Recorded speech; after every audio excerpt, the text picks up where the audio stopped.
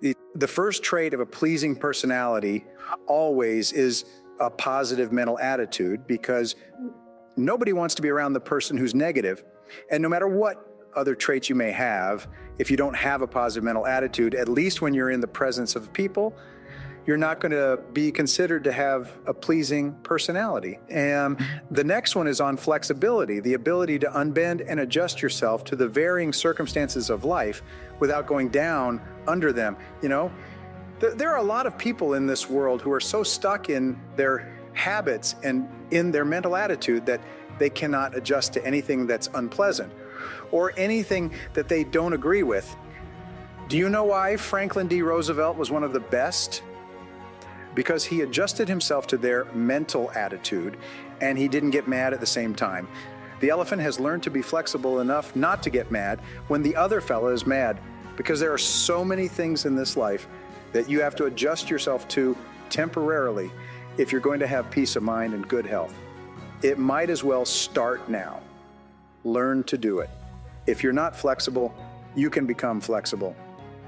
Number 3, on the pleasing tone of voice, a lot of people have harsh tones.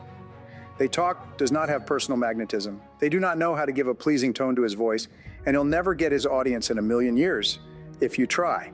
You've got to learn to, if you're going to teach, if you're going to lecture, if you're going into public speaking, or even in good conversation. If you can't do that now, you can do it with a little bit of practice, oftentimes by simply lowering your voice, not talking too loudly. I don't think that anybody can teach another person how to make each tone of voice pleasing. I think you have to do that yourself. You have to do it by experimenting, but first of all, before you do it, you have to feel pleased. How could you use a pleasant tone of voice when you felt angry, for instance? You can, but it's not too effective unless you really feel inside of you the way you're expressing yourself. All those are things. They're carefully studied techniques that you have to acquire. I don't know of anything that will pay off better than to be pleasing in the eyes of other people. It's just one of those things that you can't get along without. You know, a lot of people don't understand the full meaning of tolerance. That means an open mind on all subjects toward all people at all times. You'd be surprised at how few people there are in this world with open minds. Have a playlist into pleasing mental attitudes. You got to have an open mind, because the very minute people find that you have prejudices that involve them, any of these things that affect them, they're going to back away from you. Do you have any idea why it is that I can have all of the religious followers of all religions in my classes and get along well with all of them? To me, they're my fellow beings, or my brothers and sisters.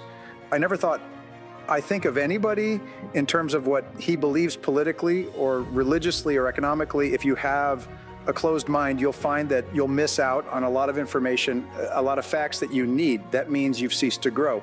A keen sense of humor, if you don't have it, you have to cultivate it so that you can adjust yourself to all of these unpleasant things. One of the finest tonics that you can take is to have a good laugh at least several times a day. If you don't have anything to laugh at, look at yourself in the glass. You'll always get a laugh out of that.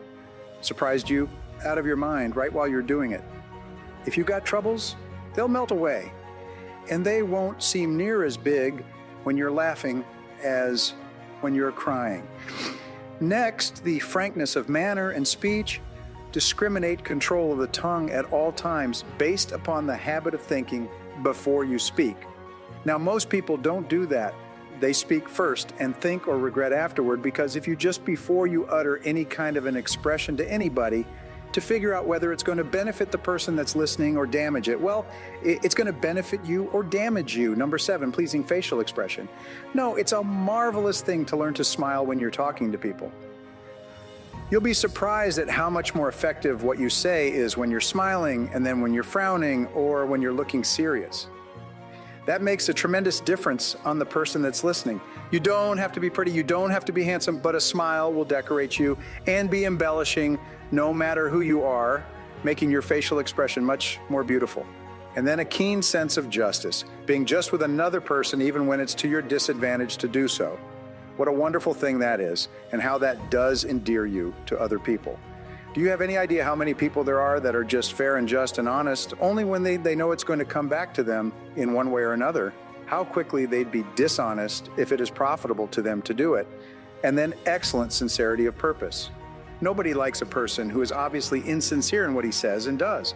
Do you think a person who doesn't know anything except about one thing, and you'll find a person that becomes tiresome the moment he gets out of that sphere? Tactfulness in your speech and in your attitude toward other people.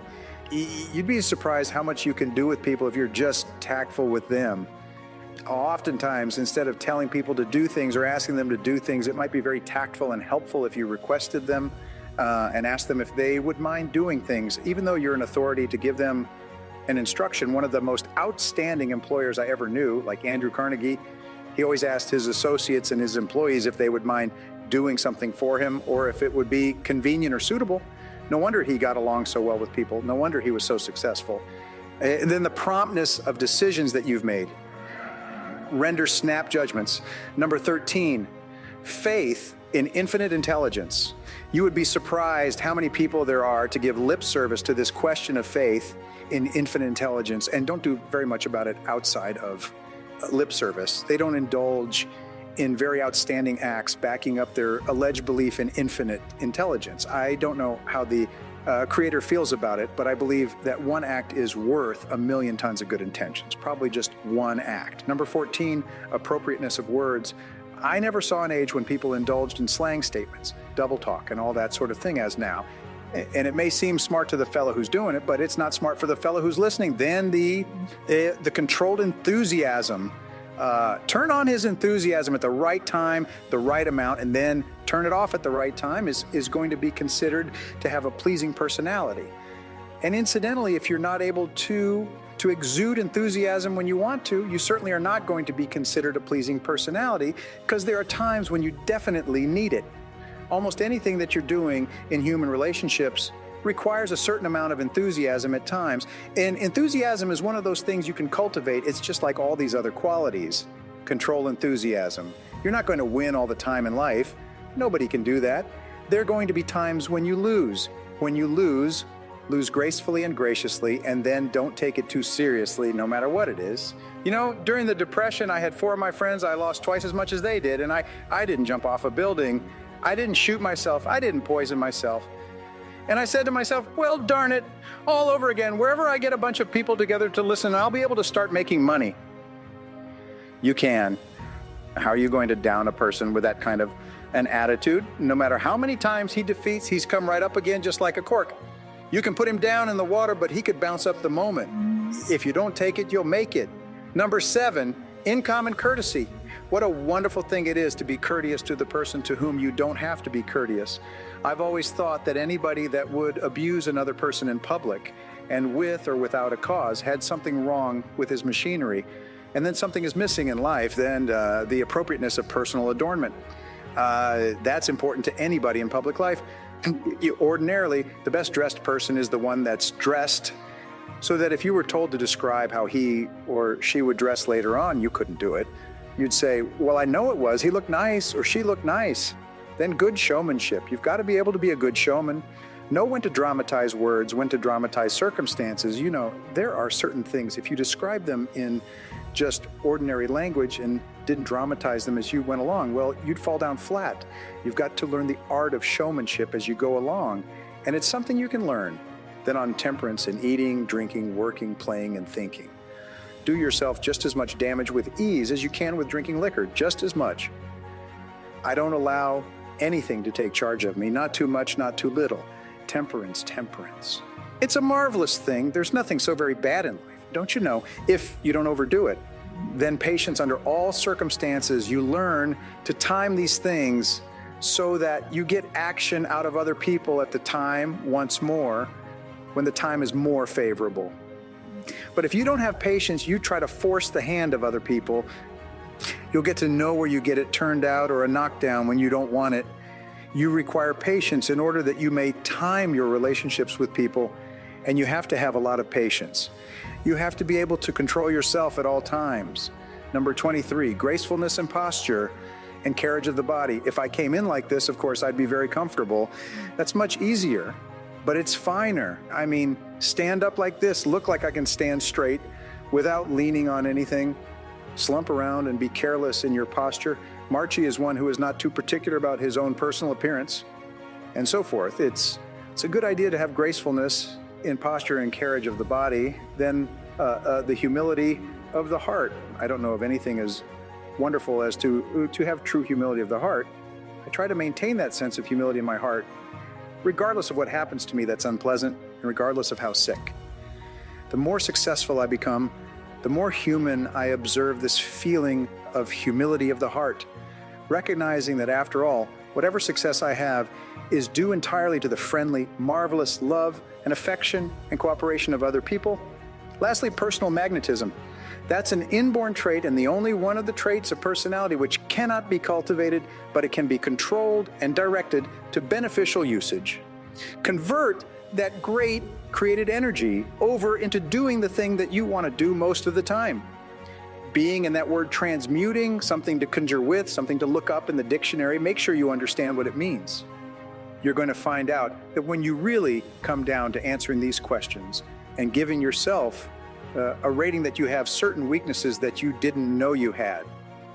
Let's find out about ourselves to see just where we stand, what it is that makes us tick, why people like us, why people dislike us. The development of character is the great business of life. Your ability to develop a reputation as a person of character and honor is the highest achievement of both social and business life. Ralph Waldo Emerson wrote, "What you do speaks so loudly that I cannot hear a word you say." The person you are today, your innermost character, is the sum total of all your choices and decisions in life up to this date. Each time you have chosen rightly and acted consistently with the very best that you know, you have strengthened your character and become a better person. The reverse is also true. Each time you have compromised, taken the easy way, or behaved in a manner inconsistent with what you knew to be right, you have weakened your character and softened your personality. The great virtues, there are a series of virtues or values that are usually possessed by a person of character. These are courage, compassion, generosity, temperance, persistence, and friendliness, among others. We'll talk about some of these in part 3 of this book. Coming before all these values, however, is the most important one of all when determining the depth and strength of your character. Integrity. It is your level of integrity, living in complete truth with yourself and others, that demonstrates more than anything else the quality of your character. In a way, integrity is actually the value that guarantees all the other values. When your level of integrity is higher, you're more honest with yourself and more likely to live consistently with all the other values that you admire and respect. However, it takes tremendous self-discipline to become a person of character. It takes considerable willpower to always do the right thing in every situation. And it takes both self-discipline and willpower to resist the temptation to cut corners, to take the easy way, or to act for short-term advantage. All of life is a test to see what you are really made of deep down inside. Wisdom can be developed in private through study and reflection, but character can only be developed in the give and take of daily life when you're forced to choose and decide among alternatives and temptations. The test of character. It is only when you are under pressure, when you are forced to choose one way or another, to either live consistently with a value or to compromise it, that you demonstrate your true character. Emerson also said, "Guard your integrity as a sacred thing. Nothing at last is sacred except the integrity of your own mind." You are a choosing organism. You are constantly making choices one way or the other. Every choice you make is a statement about your true values and priorities. At each moment, you choose what is more important or of higher value to you over what is less important or of lesser value. The only bulwark against temptation, the path of least resistance, and the expediency factor is character. The only way you can develop your full character is by exerting your willpower in every situation. When you're tempted to do what is easy and expedient rather than what is correct and necessary, becoming a person of character, for exercising your willpower and self-discipline to live consistently with the very best that you know, is tremendous. When you choose the higher value over the lower, the more difficult over the easy, the right over the wrong, you feel good about yourself. Your self-esteem increases. You like and respect yourself more. You have a greater sense of personal pride. In addition to feeling excellent about yourself when you behave with character, you also earn the respect and esteem of all the people around you. They will look up to you and admire you. Doors will be open for you. People will help you. You'll be paid more, promoted faster, and given even greater responsibilities. As you become a person of honor and character, opportunities will appear all around you. On the other hand, you can have all the intelligence, talent, and ability in the world, but if people do not trust you, you will never get ahead. People will not hire you, and if they do, they will de-hire you as soon as possible. Financial institutions will not lend you money because birds of a feather flock together. The only associates, never friends, you will ever have will be other people of questionable character. Furthermore, since the people you associate with have a major effect on your attitude and personality, you make or break your entire life with the quality of your character or the lack thereof. The development of character, Aristotle wrote, all advancement in society begins with the development of the character of the young. This means that advancement in your life begins with the learning and practice of values. You learn values in one or all of three ways of instruction, study, and practice. Let's look at each of these more closely. Teach your children values. One of the chief roles of parenting is to teach children values. This requires patient instruction and explaining values to them over and over again as they are growing up. Once is never enough. The value and the importance of living by that value must be explained. Parents must not only give illustrations, but also contrast the adherence to a value, especially that of telling the truth, with its opposite, that of lying or telling half-truths. Children are very susceptible to the lessons they receive from the important people in their lives as they're growing up. They accept what you say as their parent as a fact, as absolute truth. They absorb what you say like a sponge. You write your description of values on their souls, which are like wet clay, so that what you write becomes a permanent part of the way they see the world and relate to life. More than anything else, as we'll see in chapter 19, you demonstrate your values in your behavior. Your children will watch you and strive to emulate the values that you not only teach and preach, but also practice. And they are always watching. The Rockefeller family children were famous for being taught financial values at an early age. Even though their father was one of the richest men in America, the children were given tasks and chores to perform before they received their allowances. They were then instructed on how to spend their allowances, how to save, how much to give to charity, and how much to invest. As a result, they grew up to become successful businessmen and statesmen.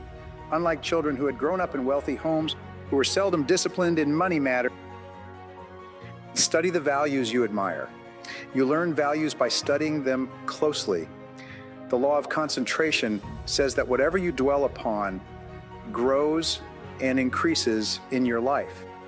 What this means is that when you study and read stories about men and women who demonstrated the kind of values that you admire and respect, and then think about those stories and that behavior, those values sink ever deeper into your mind.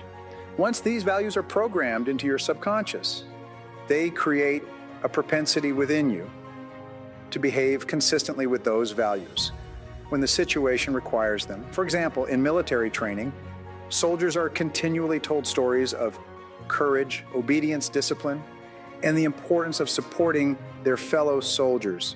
The more they hear these stories, discuss them, and think about them, the more likely they are to behave consistently with these values when they're under the pressure of actual combat. The core value or virtue of character is truth. Whenever you tell the truth, however inconvenient it may be at the time, you feel better about yourself and you earn the respect of the people around you. One of the highest accolades you can pay another person is to say that he or she always tells the truth. Emulate the people you most admire. Much of your character is determined by the people you most admire, both living and dead. Who are they? Looking over your life and history, make a list of the people whom you most admire. And next to their names, write out the virtues or values that they most represent to you. If you could spend an afternoon with anyone living or dead, what one person would you choose? Why would you choose that person? What would you talk about during your afternoon together? What questions would you ask, and what would you want to learn? Consider this as well. Why would that person want to spend an afternoon with you? What are the virtues and values that you have developed that make you a valuable and interesting person? What makes you special? Practice the values you respect. You develop values by practicing them whenever they are called for. As the Roman Stoic philosopher Epictetus said, circumstances do not make the man. They merely reveal him to himself. When a problem occurs, people tend to react automatically based on the highest values that they have developed. Up to that moment, we develop values by repetition, by behaving consistently with a particular value over and over again until it becomes a habit and locks in so that we come to practice it automatically. Men and women with highly developed characters behave in a manner consistent with their highest values, and they do so without thought or hesitation. There's no question in their minds about whether or not they're doing the right thing. The structure of personality, the psychology of character involves the three parts of your personality: your self-ideal, your self-image, and your self-esteem. Your self-ideal is that part of your mind composed of your values, virtues, ideals, goals, aspirations, and your idea of the very best person that you could possibly be. In other words, your self-ideal is composed of those values that you most admire in others and most aspire to possess in yourself. The most important part of your self-ideal is summarized in the word clarity. Superior people are those who are absolutely clear about who they are and what they believe. They have complete clarity about the values they believe in and what they stand for. They are not confused or indecisive. They are firm and resolute when it comes to any decision in which a value is involved. On the other hand, irresolute people are fuzzy and unclear about their values. They have only a vague notion of what is right or wrong in any situation. As a result, they take the path of least resistance and act expediently. They do whatever seems to be the fastest and easiest thing to get what they want in the short term, giving little or no consideration or concern about the consequences of their acts. The evolution of character. In biology, life forms are categorized from the least to the most complex, from single-celled plankton all the way up to the increasingly complex spectrum of life to the human being. Similarly, human beings can be organized along a spectrum as well, from the least to the most developed. The lowest forms of humans are those with no values, virtues, or character. These people always act expediently and take the path of least resistance in their search for immediate gratification. At the highest levels of development of the human race, however, are those men and women of complete integrity who would never compromise their honesty or their character for anything, including the threat of financial loss, pain, or even death. George Washington is famous for his honesty, which was demonstrated in the story in which he admitted that he had cut down the cherry tree. In the same vein, the founding fathers of the United States wrote that, "We hereby pledge our lives, our fortunes, and our sacred honor to the signing of the Declaration of Independence." In his book, it was Trust, the social virtues and the creation of prosperity, philosopher Francis Fukuyama observed that societies worldwide can be divided into two kinds: high trust and low trust. He also argues that the highest trust societies, those in which integrity is most admired, encouraged, and respected, are also the most law-abiding, free, and prosperous. At the other end of the societal spectrum, however, are those societies characterized by tyranny, thievery, dishonesty, and corruption. Each of these is, without exception, both undemocratic and poor. Trust is the key. Trust is the lubricant of human relationships. Where there is high trust among people, economic activity flourishes, and there are opportunities for all. On the other hand, where there is a low trust, economic resources are squandered in an attempt to protect against thievery and corruption, or those resources are not available at all. In the United States, we have the Constitution and Bill of Rights. These documents lay out the rules by which Americans agree to live. They create the structure of our government and guarantee our rights, but they assume that our elected representatives will be men and women of honor committed to protecting and defending those rights.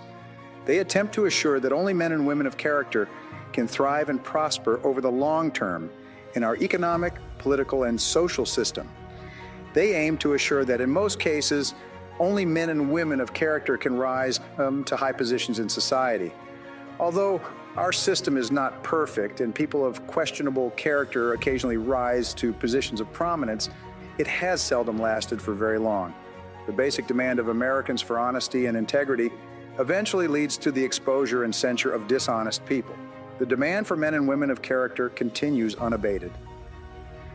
Your self-image, your inner mirror, the second part of your personality, is your self-image. This is the way we see and think about ourselves, especially prior to any event of importance. People always tend to behave on the outside consistently with what they see themselves on the inside. This is often called our inner mirror into which we peer before we engage in any behavior. When you see yourself as calm, positive, truthful, and possessed of high character, you behave with greater strength and personal power. Other people respect you more, and you feel in control of yourself and the situation. What's more, whenever you actually behave in a manner that is consistent with your highest values, your self-image improves. You see and think about yourself in a better light, and you feel happier and more confident. Your behavior and outward performance then reflect this increasingly improving inner picture you have of yourself as the very best person you can possibly be. People tend to accept you at your own evaluation of yourself, at least initially. If you see and think of yourself as an excellent person who is possessed of high character, you will treat other people with courtesy, grace, and respect. In turn, they will likewise treat you as a person of honor and character. Your self-esteem. How much you like yourself, the third part of your personality, is your self-esteem. This is how you feel about yourself, your emotional core. Your self-esteem is defined as how much you like yourself, but it's more than only this. The more you see yourself as a valuable and important person, the more positive and optimistic you will be. When you truly consider yourself to be important and valuable, you will treat other people as if they are important as well. Your self-esteem is largely determined by how consistent your self-image, which shapes your personal behavior, is with your self-ideal or your vision of the very best person you can possibly be. Whenever you act consistently with who you consider an excellent person to be, your self-image improves and your self-esteem increases. You like and respect yourself more, and you feel happy about yourself and others. The more you like yourself, the more you like others, and the more they like you in return. By acting with character and in harmony with your highest values, you put your whole life, internally and externally, into an upward spiral. In every area of your life, things will get better and better for you. Your role models have a tremendous impact on shaping your character. The more you admire a person and his or her qualities, the more you strive, consciously and unconsciously, to become like that person. This is why clarity is so important. Always behave consistently. Whenever you act in a way that is consistent with your values, you feel good about yourself. Whenever you compromise your values for any reason, you feel bad about yourself. This also means that when you compromise your values, your self-confidence and self-esteem go down. You feel uneasy, inferior, inadequate, and uncomfortable. When you compromise your values, deep down inside, you feel that something is fundamentally wrong. Almost all human problems can be solved by a return to your highest values and your innermost convictions. When you look back, there have probably been situations in your life when you have compromised your values in order to save an investment, keep a job, preserve a relationship, or maintain a friendship. In each case, you have felt worse and worse until you finally broke it off and walked away. And how did you feel when you finally had the strength of character to walk away? You felt wonderful. Whenever you use your willpower and strength of character to return to the values that are most dear to you, you are rewarded with a wonderful feeling of happiness and acceleration. You feel energized and free. You wonder why you didn't make that decision a long time ago. Do the right thing. In the development of character that is based on self-discipline and willpower, long-term thinking is essential. The more you think about the long-term consequences of your behavior, the more likely it is that you will do the right thing in the short term. So when you have to make a choice or a decision, always ask the magic question, what's important here? Practice the universal maxim of Immanuel Kant, the philosopher. He said, resolve to behave as though your every act were to become a universal law for all people. One of the great questions for the development of character is this: what kind of a world would this world be if everyone in it were just like me? Whenever you sleep, whenever you do or say something that is inconsistent with your highest values, immediately get back on your horse. Say to yourself, this is not like me, and resolve that next time you'll do better. What you dwell upon grows. If you are in a situation today in which you are not living up to your highest values, Make a decision this very minute to confront the situation and straighten it out. The minute you do, you will once again feel happy and back in control. There's an old Indian story. On my shoulders are two wolves. One is a black wolf, evil, who continually tempts me to do and say the wrong things. On my other shoulder is a white wolf that continually encourages me to live up to my very best. A listener asked the old man, "Which of these wolves has the greatest power over you?" The old man replied, "The one I feed." By the law of concentration, whatever you dwell upon grows and increases in your life. When you think and talk about the virtues and values that you most admire and respect, you therefore program those values deeper and deeper into your subconscious until they begin to operate automatically in every situation. Whenever you exercise your self-discipline and willpower to live your life consistently with those values that you most aspire to be known for, you begin to move rapidly along the path to becoming an excellent person.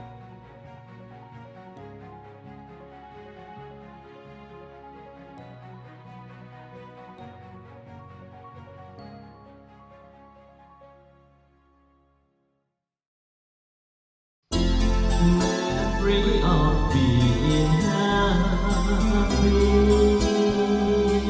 Now turn into heartbreaking.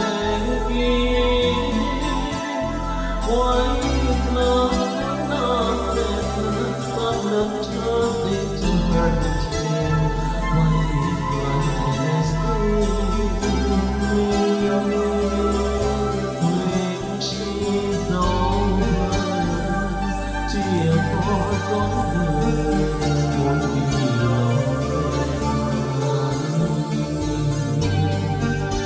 our lives are now broken sorrow, my heart's turning cold.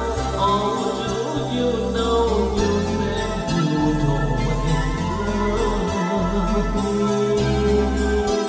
Why keep walking your